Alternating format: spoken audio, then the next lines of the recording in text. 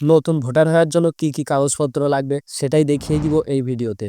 এবং ভিডিওর শেষে জানিয়ে দেব তথ্য সংগ্রহ এবং বায়োমেট্রিক সংগ্রহ কত তারিখ থেকে কত তারিখ পর্যন্ত করা হবে। যাদের জন্ম 1 জানুয়ারি 2008 সালের পূর্বে তারাই কিন্তু ভোটার হওয়ার জন্য আবেদন করতে পারবেন।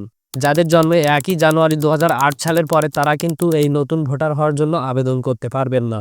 প্রথমে আপনার অনলাইন জন্ম সনদ লাগবে, যেটা 17 ডিজিটের হয়ে থাকে। নাম্বার 2, আপনার যদি শিক্ষাগত যোগ্যতা থাকে তাহলে আপনার সকল শিক্ষাগত যোগ্যতার সনদ জমা দিতে হবে। নাম্বার 3, পিতামাতার জাতীয় পরিচয়পত্র।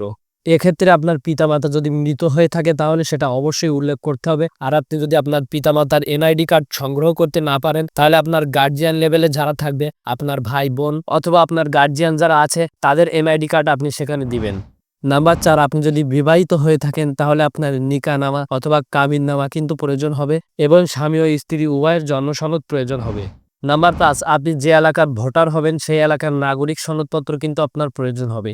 এটা আপনারা আপনাদের ইউনিয়ন পরিষদে গেলে আপনারা পেয়ে যাবেন। নাম্বার 6, আপনার অ্যাড্রেসটি ট্রেস করার জন্য বিদ্যুৎ বিল, পানি বিল অথবা গ্যাস বিল, এগুলো যে কোনো একটি বিলের কপি কিন্তু প্রয়োজন হবে।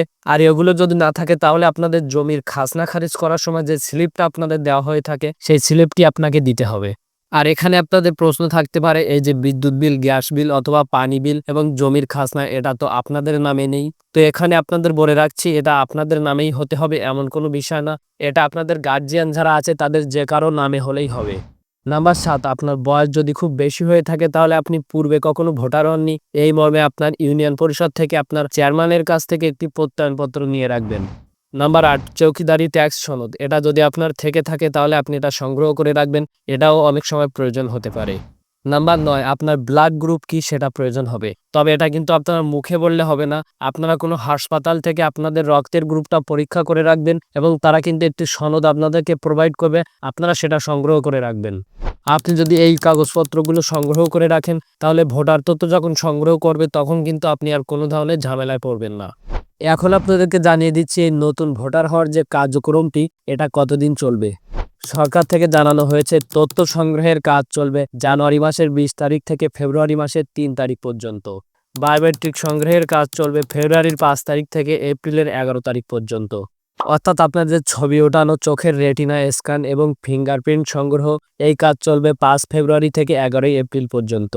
আর আপনারা যারা এক এলাকার ভোটার কিন্তু অন্য এলাকায় ভোটার হতে চাচ্ছেন, অর্থাৎ এলাকায় স্থানান্তর করতে চাচ্ছেন, আপনাদের জন্য ফেব্রুয়ারি মাসের 12 তারিখ থেকে এপ্রিলের 16 তারিখ পর্যন্ত সময় নির্ধারণ করা হয়েছে।